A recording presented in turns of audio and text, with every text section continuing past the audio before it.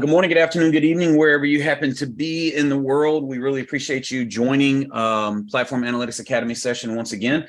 If you're new, welcome. If you have been here before, welcome back. Today we have a really good one where we actually are going to get you as the customer to ask questions. So excited about that. So let me go ahead and get through some of the early stuff here and we'll get started. So as usual, these are always for you. We try to bring fresh ideas and better understanding and practical guidance as much as we can. Today, we're going to do a lot of Q&A, and which will be a really good reference point for a lot of answers to different things that are asked today. So this is being recorded. It'll be out in the community later on today or first thing tomorrow.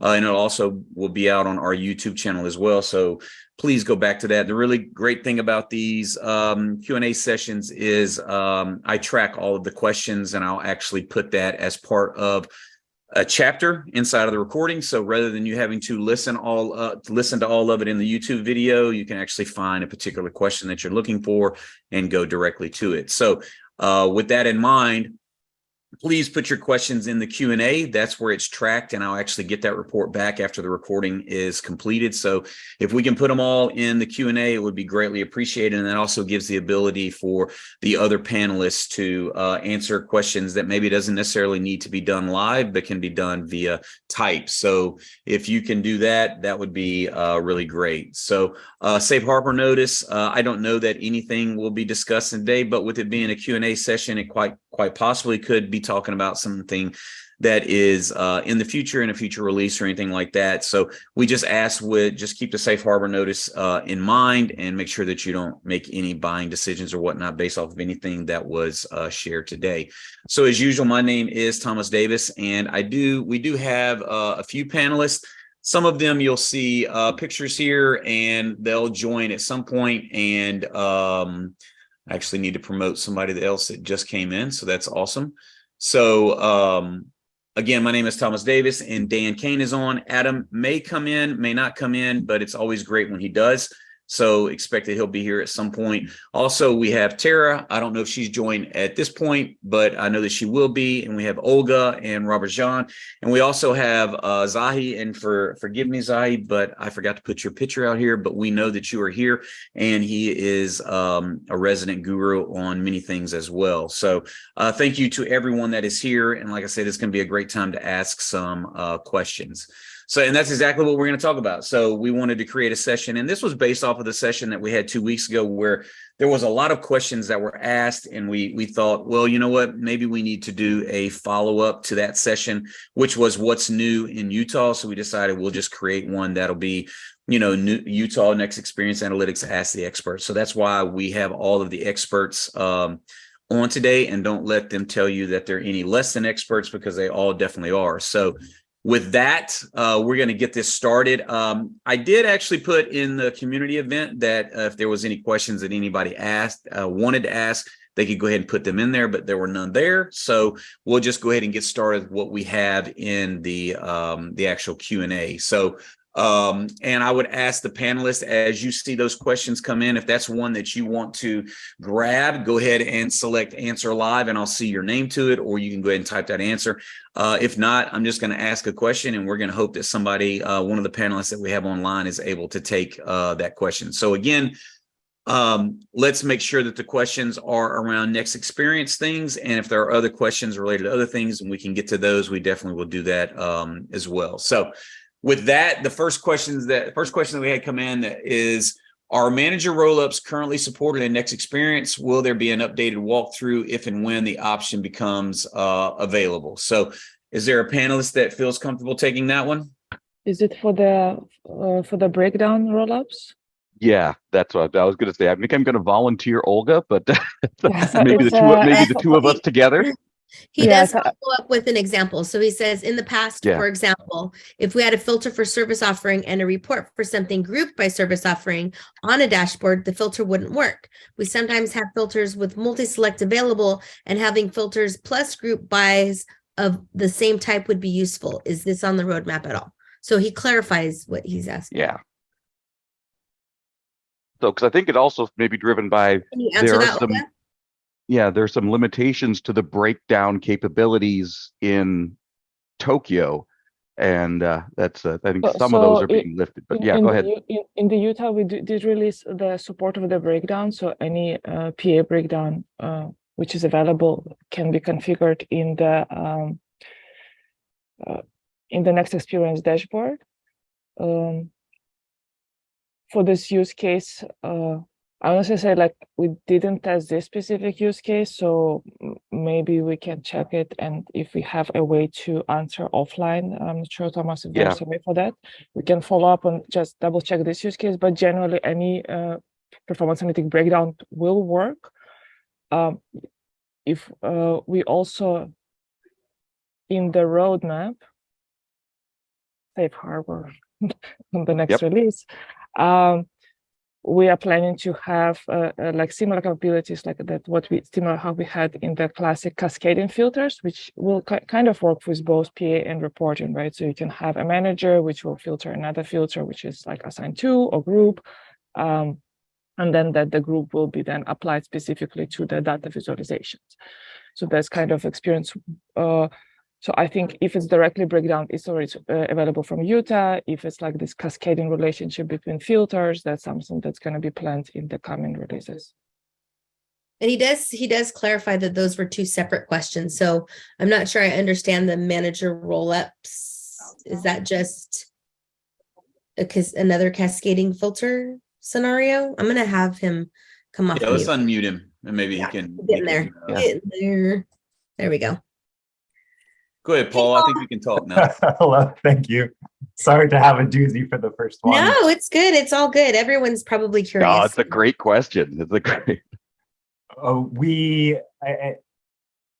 There was a write-up, I think, in maybe 2 or 3 years ago that Adam did that said, if you want to collect all of the managers in the hierarchy and be able to report off of them, so I could see my managers stuff, or I could that manager could select somebody else.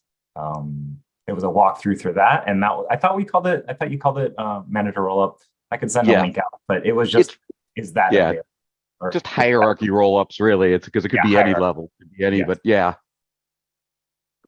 what it's dependent upon, and this is where I think I'm going to do a follow-up on it specifically with the Utah release, but what it's dependent upon is the creation of a field either at the user record or in the manager record that populates a glide list of the entire manager hierarchy, starting from the user, from that one user record. That they'll have a glide list that'll be my manager, my manager's manager, my manager's manager's manager, and so forth, all the way. And then we do a breakdown where we say, look for the records where a given manager appears anywhere in that glide list. So that's what you're talking about there, I assume, right? Right, Paul? Correct. Yes. Yeah. So, and that's the specific use case. I know because breakdowns themselves had very limited support in Tokyo. I know that wasn't there yet, but I have to. I will follow up on that specific use case because that's one that's near and dear to my heart. So I'll make sure we get that. Yeah, and I will share the link as well. We might as well answer while we've got Paul off mute, answer the rest of his questions too. Did you want to answer this simple dashboard, advanced dashboard question, Thomas? Do you want us to? Whoever wants to answer can definitely answer it. It's not possible. Right. I knew that was the answer. So I was it's a very simple answer. It's not possible, but we strongly encourage, though, we want to be very clear that we strongly encourage you to do most of your development within the dashboard inline editor that was shared with you a couple academies ago.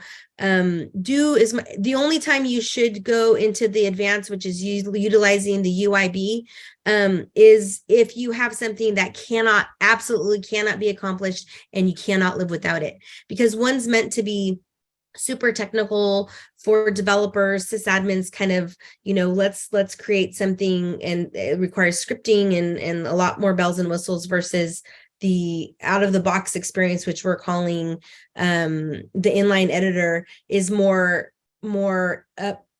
more in line with the experience you had in our classic environment before we had the next experience. And so we do encourage you to stick with that route unless you absolutely have to go the other route, because you would have to rebuild in either scenario. They aren't compatible. Hopefully, Paul, that answered that question for you. It did. Thank you. Great. Thank you. We get a lot of requests to visualize data from indicator scores and breakdowns in ways that are not supported by the older widgets. For example, sorting and filtering and indicator scorecards and otherwise customizing what is available there. How much flexibility is planned in this area for next experience? And Olga, you decided to answer that. Yeah, so generally already in Utah release, we have some more interactions, right?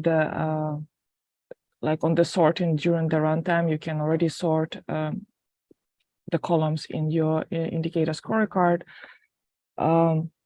We are now trying to fulfill the most known use cases.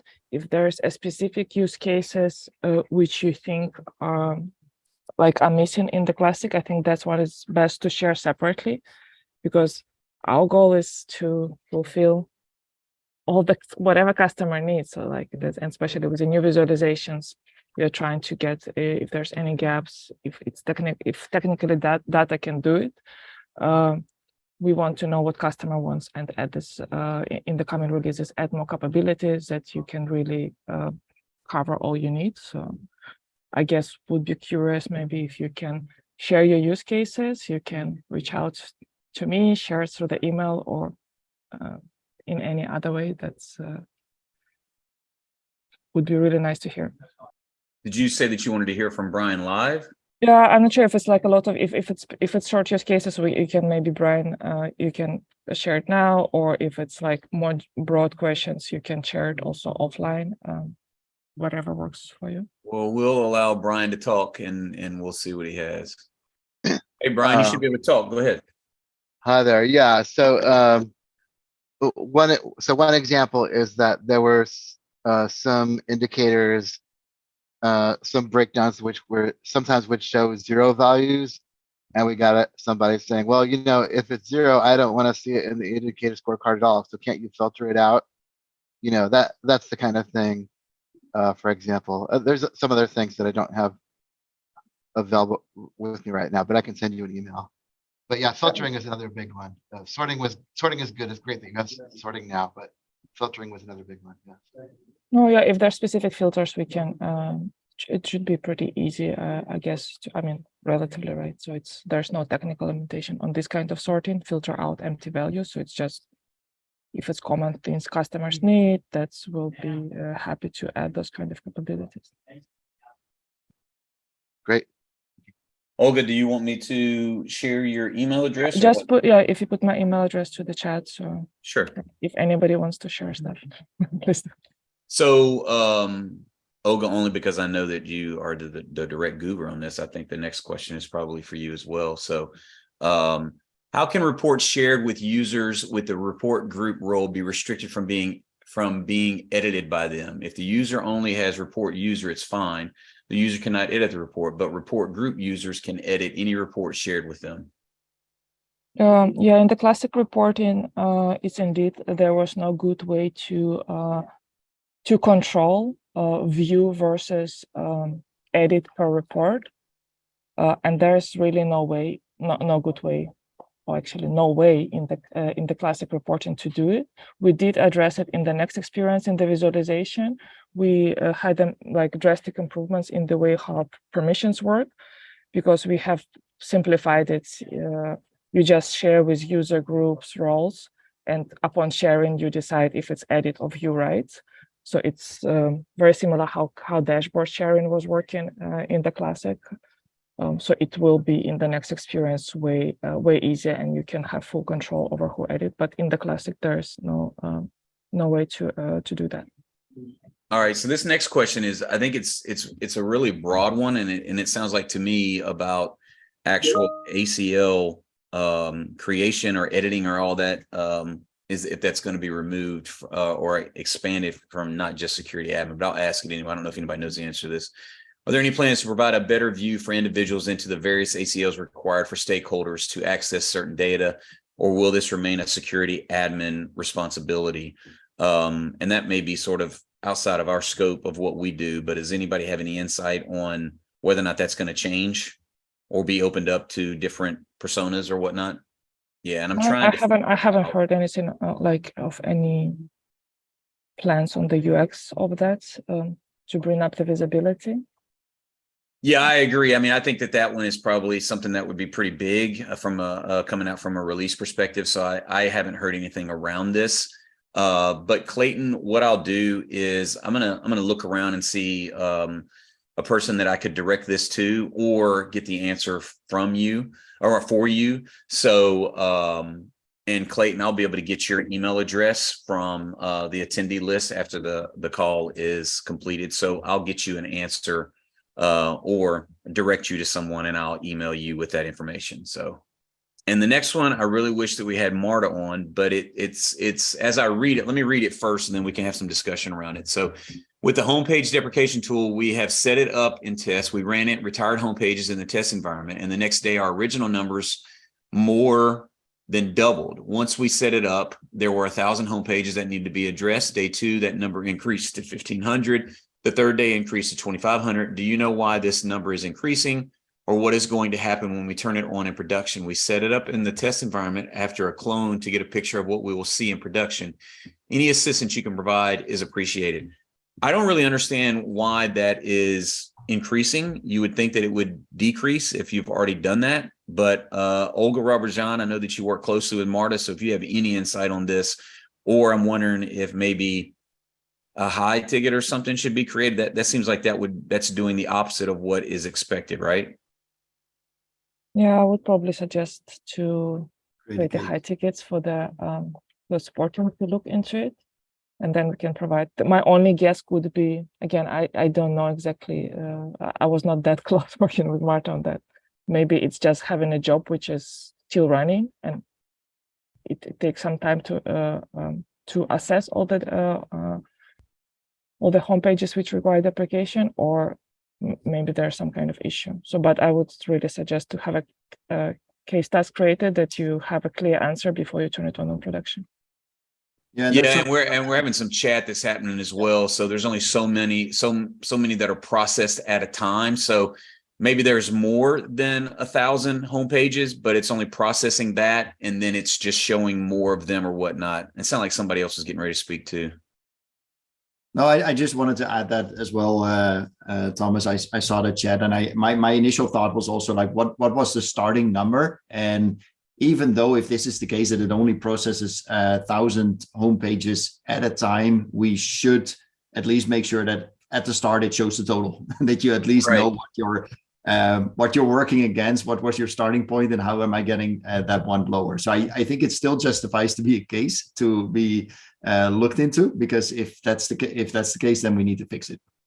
Yeah, I agree. I mean, I think just seeing initially 1,000 home pages and then it increases, you should at least see how many you're starting with, and then that number would trickle down from there. So, Karen, I think that the fact that it's only telling you that you had 1,000 initially, maybe there's a glitch or something there. So it might not hurt to put in a high request for that to see if there's something going on, especially prior to going to production. Definitely. Okay, and with that, Robert-Jan, I think you selected to answer the next one, which is, what do you think we ought to know about next experience reporting? This is also, I think, a very broad question. There are tons of things to mention. I can talk for hours on this, and we have Olga in the call that can definitely also talk for hours. And feel free to jump in, Olga. But I just wanted to mention generically or high level, I would say, if we think about the next experience analytics as a whole, there are some fundamental big changes. First of all, anything that we're doing there is at least feature complete, or it should be at least feature complete. So it should at least do the things that you were capable of doing in the core UI in the classic environments. But we're not really agreeing on that. We think let's immediately improve where possible. So let's immediately look into idea portal and all those other asks that we heard in the past, and see if we can immediately change upon some things, aside from just making it a better more modern look and feel and everything around that. So styling capabilities and other chart configuration. That's one of the fundamental parts. I think the other fundamental part is that we hope that you see the change that we did, as in before in the core UI and the classic UI, everything was around reporting as well as performance analytics and some of those other data sources all being their own kind of an application, their own isolated, disjointed place where you would do the thing. You would visualize it. Maybe the only place where it would get together was on a homepage or a dashboard.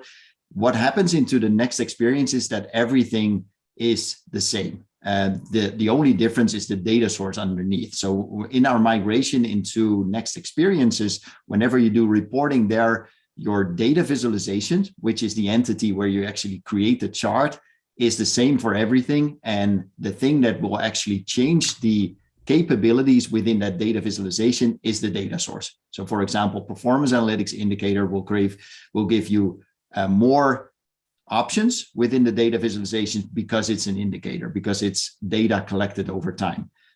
Also with other data sources there. So that's a huge change from the old into the new.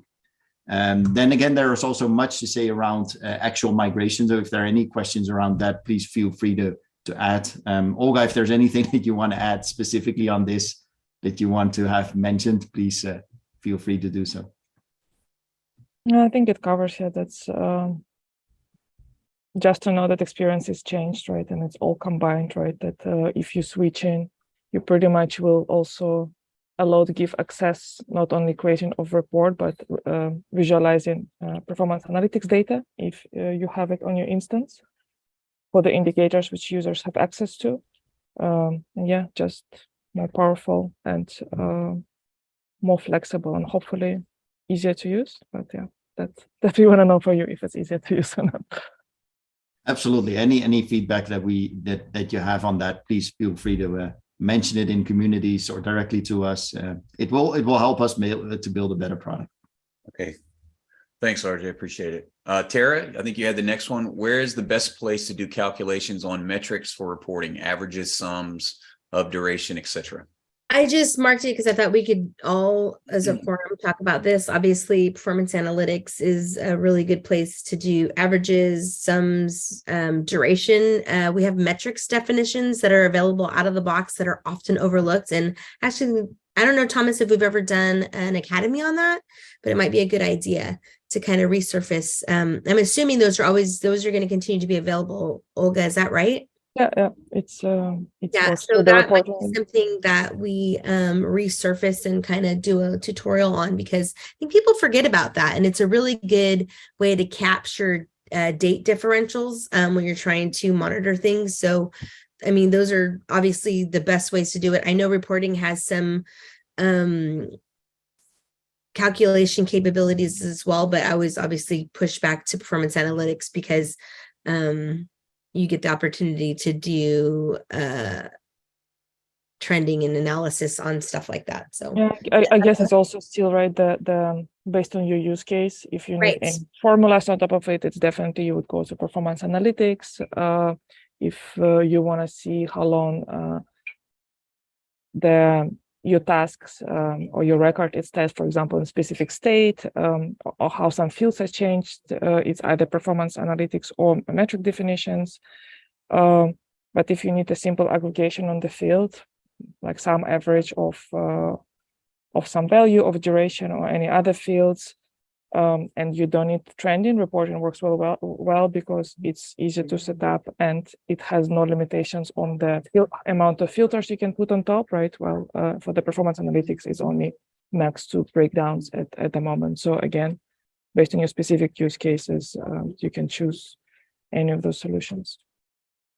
Perfect.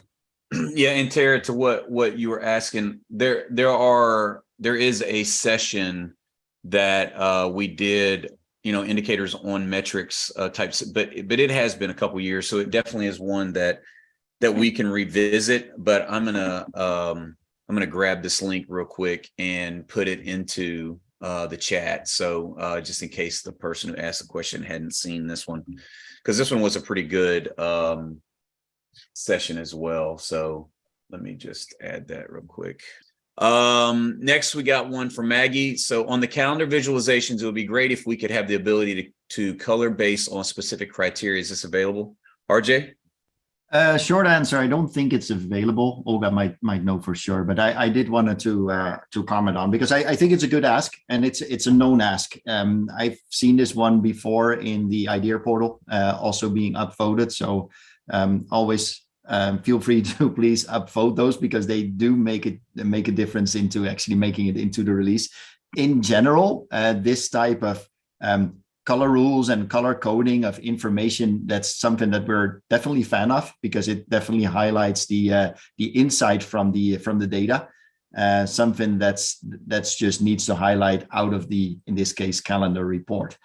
So I get the use case, and I think that it's definitely something that we need to consider to be in. In the classic reporting, we have a basic highlighting based on the specific field. Like you can highlight based on the priority. You can have different colors, but no rules. So maybe. Yeah, I read this one as going beyond the defaults that the kind of delivered. Just to mention, right? And in the next experience, we don't have any highlightings yet. So yeah, please. Again, if you have more broad use cases of the highlighting, please share. Again, as Robert said, there's an idea portal where people are upvoting. Check if that covers you existing ideas, because when we implement it in the next experience, we are looking in the ideas people submitting. And if you have different requirements of different way of the rules you want to highlight by, please add your own ideas that others can upvote, and generally that we can see it when we design this new feature in the next experience, that we can think of more use cases that you guys have. This next question, nobody grabbed it, and probably because there might, well, never mind. Olga grabbed it. Yeah, I can do. So we don't have schedules of the PA widgets in the classic.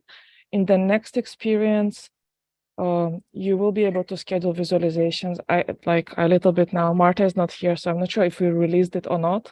It might be already released in the February store release, which doesn't show up from the platform workspace, or if not, it will be in one of the comments. And there, any visualization, doesn't matter which sources, you can schedule as well. In the classic, we do have, and I was trying to find a doc for it. I think from the indicators, you can have kind of email summary, which shows you the indicator information with some breakdowns, and I will try to find the docs and put it on the chat as well. But if you have a specific data visualization like PA widget in the classic, that one is not possible to schedule right now.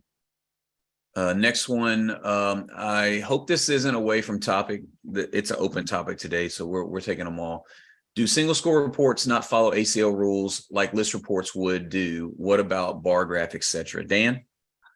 I think it's a really good question. It's really what I'm reading that as is the chart itself on a PA widget will be, it does not follow the ACL of the underlying table. However, the details, if you drill down into it, into Analytics Hub or KPI details, if you want to look at to show the records that are associated with that score, then they do that. The records do support or do follow the ACL rules. So the idea is that, if I want to be able to see a score that says, 80% of my incidents were resolved on first contact, I can still see the 80%, but unless I have the permission to view all the incidents, I won't be able to see what incidents make up that 80%. And they just put down at the bottom, my ACL question is around reporting, not PA indicators.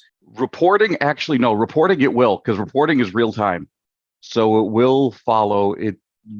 So reports, because reports are still going to be based upon the real time report. And anyone correct me if I'm getting this wrong, but it will be limited to whatever my ACL permissions allow me to see. So if there are, if I'm looking at an open incident count, but I only see 3, it may be that I'm only that my ACLs only allow me to see my open incidents or something like that. So I think there's like some difference in the like the glide aggregate is not always checking the record level. Like if it's table level ACLs, it's definitely gonna be checked on the reporting.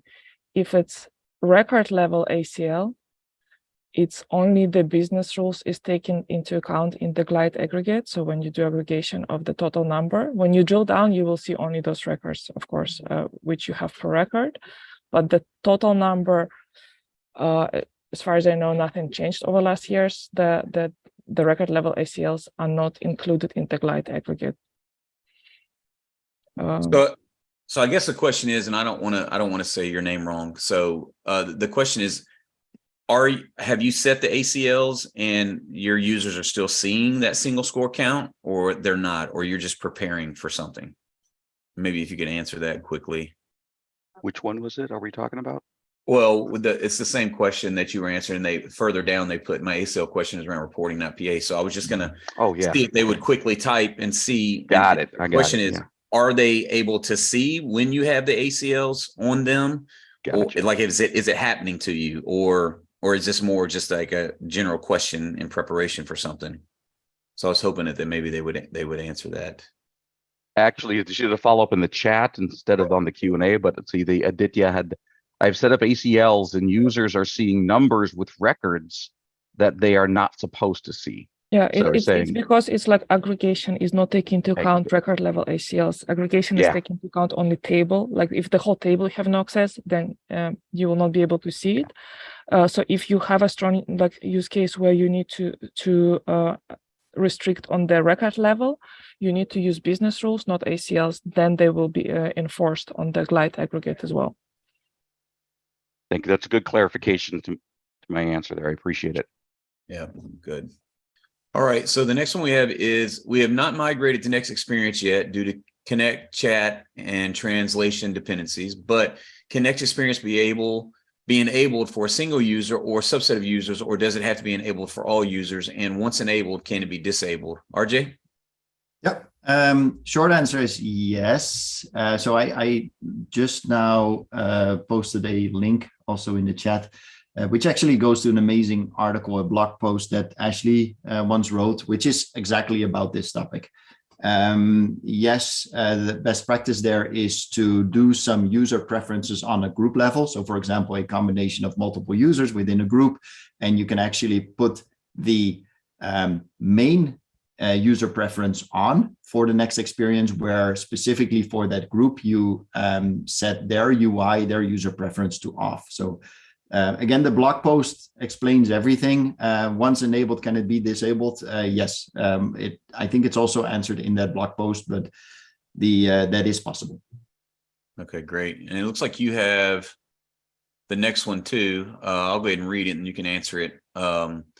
What successes have your team seen with other teams planning the migration of homepages to dashboards? Could I get a high-level action plan suggestion, please? This can be answered via email, as I have to drop, but would love to set up a session to discuss further, as we will be implementing this in the upcoming weeks.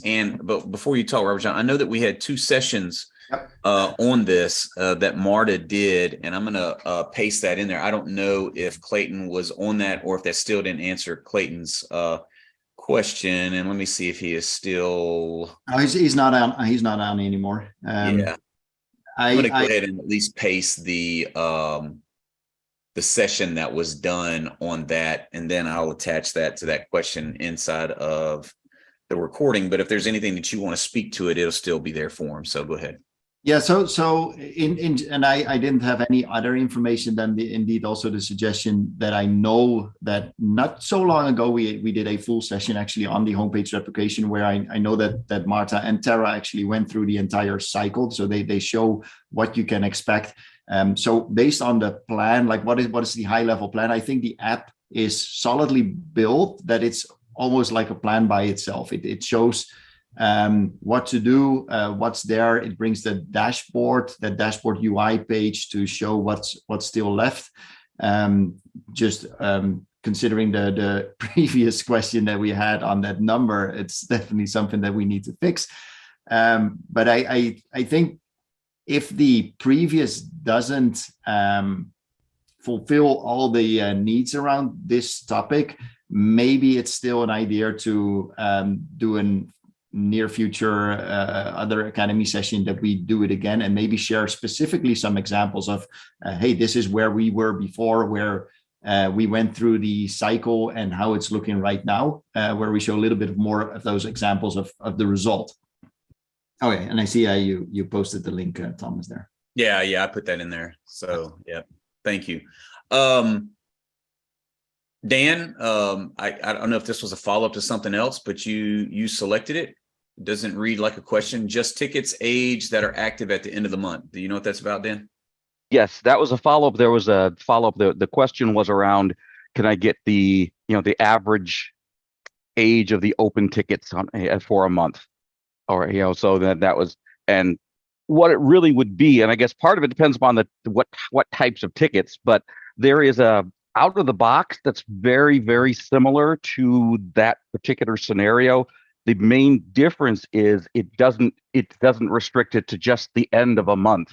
So what you could do is the out of the box one I'm thinking of, I had it open here, was average age open incidents. There's also one average age open cases, and like the formula indicator that takes the summed age of open incidents and the number of open incidents, but make it a separate indicator that only runs on the first day of a month. So it'll give you the score always for whatever was the last day of the previous month. So of the the summed age of open incidents divided by the number of open incidents, or whatever the tickets are. So and if you want to follow up on that, we can certainly do that. We could certainly do that offline, but I would say I'd start from the out of the box indicator. That's the average age open incidents. And you can adjust the collection, make a new indicator based upon that one, and then just modify the collection period for the supporting indicators. Okay, great. Thank you, Dan.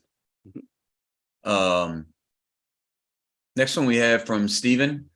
Specific PA question. If you aggregate records by month sum or month sum plus using a breakdown where the value changes during the month, priority, assignment group, etc., does PA by default pull in records that had that value at any point during the period, trying to tell a stakeholder what the expected behavior should be? Tara? Yeah. So, hey, Stephen. I was just going to say, right, performance analytics goes through and runs, when the job runs, it pulls all of the sysids that met the criteria on the day the job was run. So the data could have changed, most likely has changed. But if you're doing a historical data collection, at the date that it runs the query, it gives you the sysid. So it pulls all the records that met the criteria on that date. So because the data is changing, you won't see what it was then. It doesn't do a snapshot or anything like that. It's the aggregates and counts will always show you what was happening at that point in time. Does that make sense? You can let Stephen come off. Sure. Yeah, I'll get him. Sorry, I was preparing for another question here. Sorry, I'll do Nope, it. that's cool. Where do you go? Somebody did it. Hey, Tara. No, you actually answered the hard question. I was asking an easier one. Oh. Okay. So I know the answer to that one because that one's hard and it comes up a lot. I get my question is here. It's a question of the way that in, like, for example, specifically in Analytics Hub, when ServiceNow aggregates periods, like how it decides what's in and what's out, because you could have done dailies all along, right? Which is what we recommend. So are you saying Right. at the aggregate level on the source you did month? So for example, let's say if you collected on dailies all along, you got 30, 31, 28, whatever dailies on your scores table. And then you go into your Analytics Hub and you say, okay, now show me all my dailies by month sum. Now, or by month sum plus or whatever, enough to get you that period. But some of those within that period are going to be one thing and some of them are going to be another because the record legitimately changed. And so my question is, when you're manipulating aggregations on Analytics Hub, does it take an exclusive or inclusive approach to showing you the records themselves? Does that make sense? You mean showing the records? It So shows for example, all the then records? it'll, you can, okay, I'm sorry, I left out a step. So then it'll show you all your scores, but you can Yeah. jump to like your compares, or you can jump to your show me my actual values. Right. Obviously, some of those will be different because things have changed since the most recent collection. No Right. problem. I get that. But I'm just wondering, when I see things in like a monthly period that I don't expect to see, is that normal?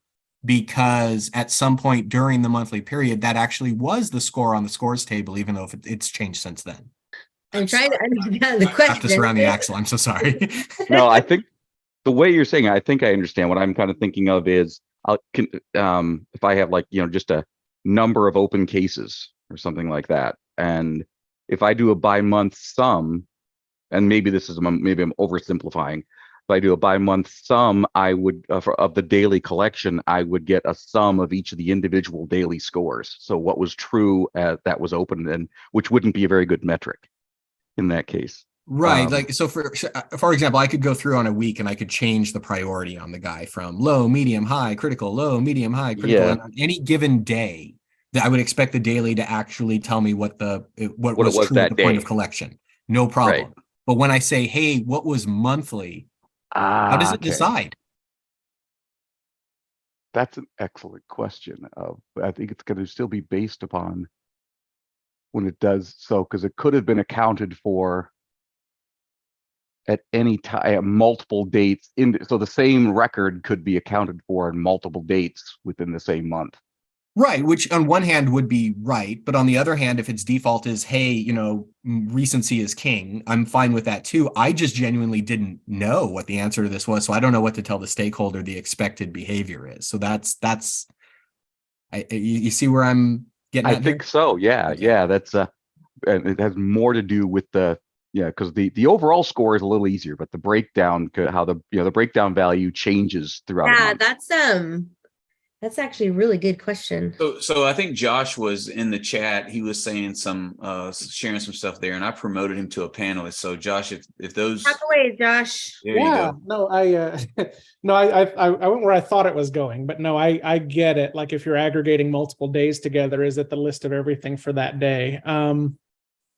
Yeah, I wasn't even sure that it would show you records if you were on a different aggregation than the one that the score was collected from. I'd have to test that actually. Yeah. Yeah. And I don't even think it's about records, if I'm hearing you right, Stephen. I think it has more to do with The breakdown. just the score itself. If I want to see that assignment groups, another really good breakdown example, because that changes all the time. Yeah. So if I do a by month sum, or even of an indicator with a breakdown by assignment group, what's that going to tell me? Oh, it'll absolutely double count. Yeah, I kind of feel like it. Well, I kind of feel like it would show you the sysids of those that met it at that time, regardless. Yeah, Tara's right. It's going to count the same incident for each group that incident's been assigned to, as long as it shows up in the list. Yeah. So you could get the same record counted multiple times in that sum. Exactly, but it would be different days. So here's just so it may help click for you. Basically, whenever you run the collection, like the daily collection, it's just capturing the list of all of those in like a comma separated value in the PA snapshots table.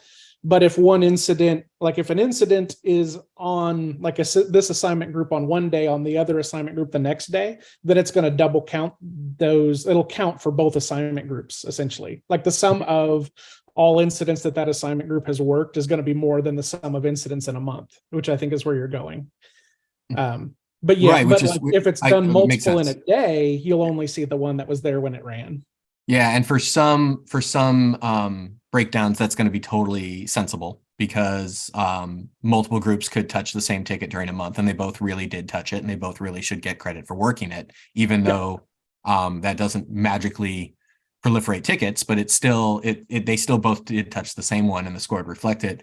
There's probably some others that we could invent that it would make less sense when you try to do the math after the fact. Okay, that sets me on the right track. I appreciate it. Thank you, guys. Yeah. Generally, I wouldn't count on being able to do the math after the fact. Like even if you're just doing a first level breakdown, there are going to be reasons why those numbers don't necessarily add up to the total for the day, just because there are going to be things that don't fall into a category, like none, if there's an assignment group that hasn't happened, for example.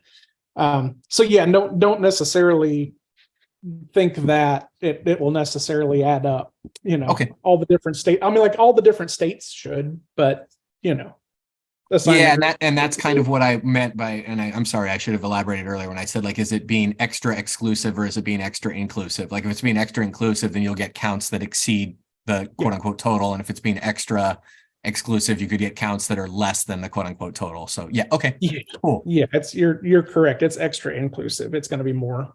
Awesome. Because it just doesn't think that hard. Yeah. No, that's okay. That's as long as I know what it's doing. Yeah. I can work with it. No, exactly. Yeah. Okay, great. Thank you everyone for input on that. The next one that we have is we have a PA indicator that counts a subset of changes. Any suggestions for creating a breakdown based on the change CI class, i.e. we want to be able to say X number of changes were for servers and X number were for database. So I grabbed this. I think that there's probably a couple different ways that you could accomplish this. So mine doesn't necessarily have to be the only way. And if anybody else, after I share mine, if you have another way of doing this, please chime in. But what I would recommend is utilizing the CMDB query builder. This is a way that you can actually access both changes and also the CI classes. And if you're not familiar with the CMDB query builder, I'm going to post a link in here. But it literally is like a window where you can drag and drop and create relationships, especially if the relationships are already there. So obviously, if there's a CI class, whether it be server or a database that you're referencing, associated with a change that's happening, that relationship is already known. So when you drag those out on the screen and connect those up together, then you can get that same information. And the really good thing about it is you can create once you bring the tables in that you want to join, you can create a data source and save that. And then you could use that same data source that you created when you create your breakdown source. So point that breakdown source to that data source that you created from the CMDB query builder, and then you would be able to access all those different classes that are available. Again, maybe not the best way, but it also gives you the ability to trim down the amount of CI classes that you would actually see, for example, servers or databases, because it would only use the ones that have been created that are just for changes. So that is the way that I might go at this. But again, there may be other ways that you can do this. And I'll just share we did do a session on CMDB Query Builder. There's a couple that are out there, but this is the most recent one. But does anybody else have any way that they may potentially go after this?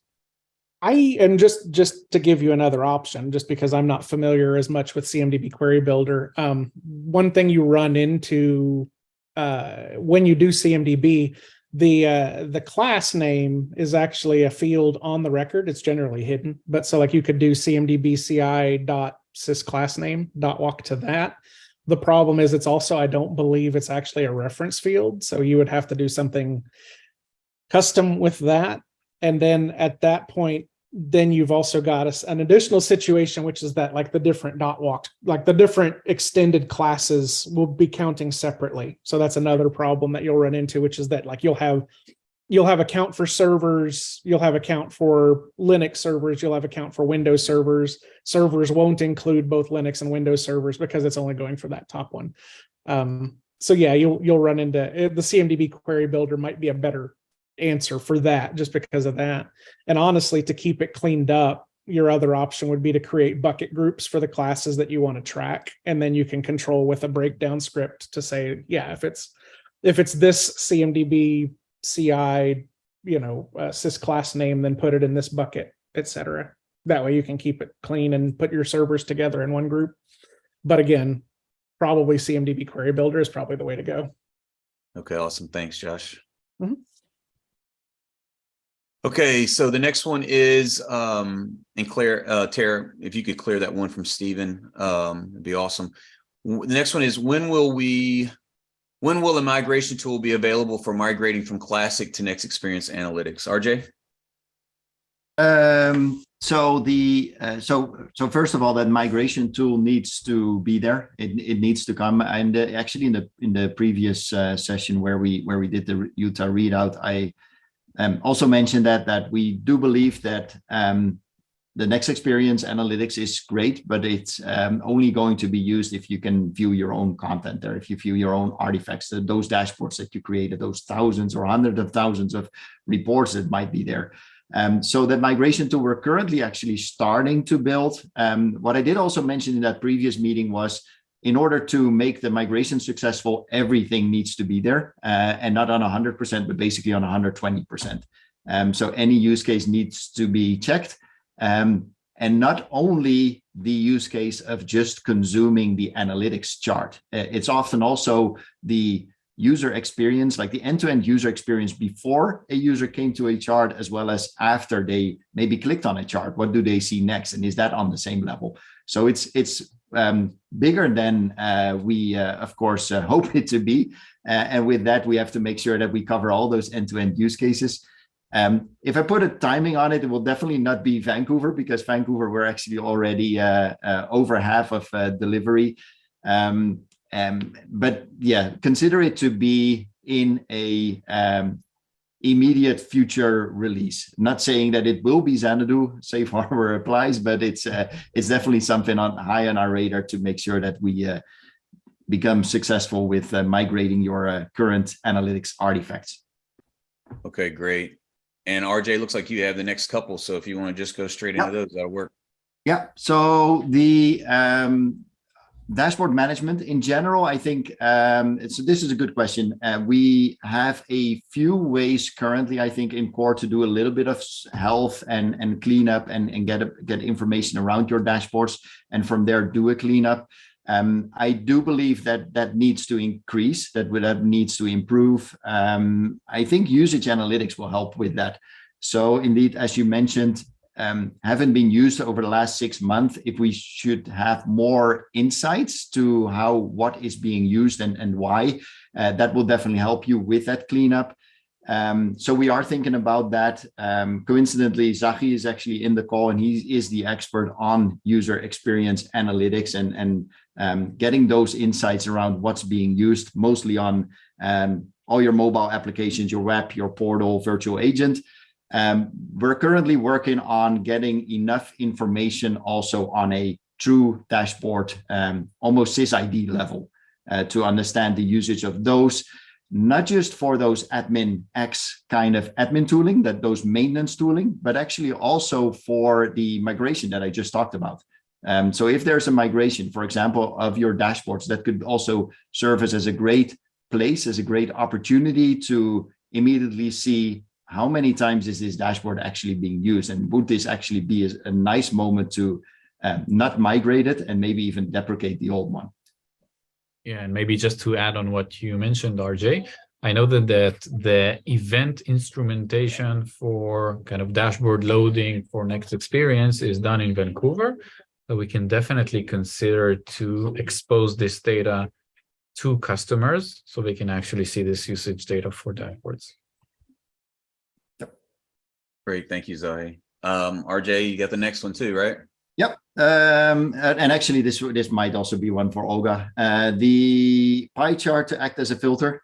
We do like that functionality. This is actually one of those functionality that's unfortunately not yet out of the box available on the ones that we ship through the simple inline editor. So this would be one that you can actually rebuild yourself in the UI builder. But as mentioned, our best practice is to use the simple inline editor.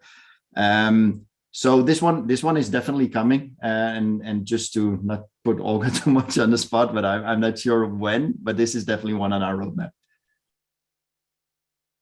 So it's not, I can say it's not Vancouver, but it will be right after. With a safe harbor, I hope Washington, but yeah. It's the top list of the next use cases we want to solve. And also to have other charts act as filter, not just by chart. Okay, great. Thank you. So not to skip over those 3 questions, but those are pretty detailed, and I just don't know that we have enough time for those. So Maggie, Dario, and Colette, it might be ones that you could ask in the community for those specific things. I just don't know that we have enough time with 3 minutes left to answer those. So ask those in the community, and please feel free to tag myself in them, and I can help get those tag answers me for you. Say tag me too, Dan Kane, because I've been doing a little bit of looking up on some and the way they address some of those. But yeah, tag me as well, because I do a lot with database views. Okay, great. Thank you. But the last question that came in, it said, are you all going to have sessions at the Snow conference? So let me just say that myself and Olga are actually doing one, and it's Introduction to Visualizations and Next Experience. Dan, I believe that you're doing one with Adam, right? What's the name of that one? I have to look it up. It's actually creating a workflow to give you some reporting capabilities, but I have to look up the exact title again. But okay, give me a. Yeah, and then Tara, you're doing one as well, correct? At Knowledge? Yeah. Yes. This is on Process Automation Designer, though. Mine is not on Analytics.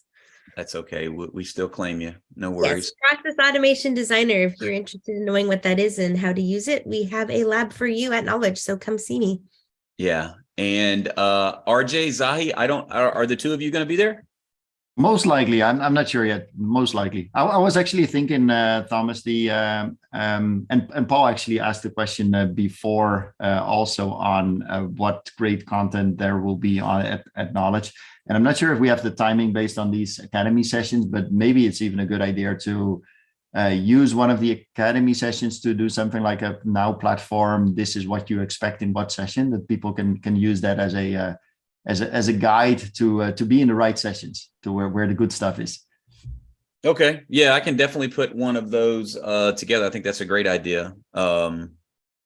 Yeah, I don't know if we have the time for it, considering that it's already in 1.5 months or something. So I'm not sure if there's actually a spot open for these Academy sessions to do so. Well, I think the question is whether or not doing something like that could fulfill a whole hour, or if we just list out in a blog or an article all of the sessions, and then what the expectation is to get from that. So I think that's probably a really good idea, and probably Liz may already have that. So I may just need to reach out to her, and she could probably provide something like that. But at the end of the day, Colette, we hope to all be there. We love meeting everyone. I don't know if it happens this year. We've had some talk around it, but I would love to be able to have one of these sessions like we have now, the Q&A at Knowledge. I think it would be cool to take all of these same people, have them on stage or whatever it is, and have a session that's actually dedicated to the same thing. So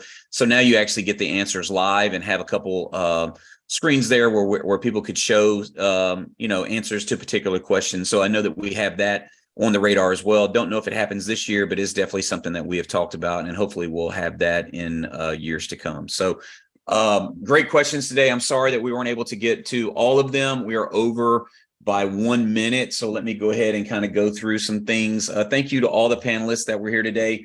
I think it's really awesome that we're actually not able to answer all of the questions, because I hate that we can't answer them, but the fact that we get to the top of the hour and there's still more questions lets me know how engaged our customers are with our product. And I would hate for it to be just dead air for 20 minutes. And we never seem to have that, which I think is just a testament to the way that we make our customers think about questions or things that they're trying to do with our product.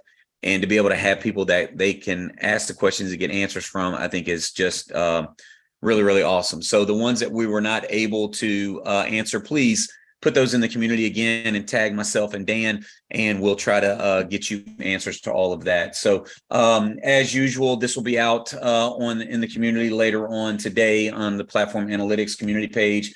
The recording will be there as well. Don't forget about our pro tips that are there, quick 5-minute videos that help you, especially in your early stages of your journey, and then also how to keep it going in the direction that you want to.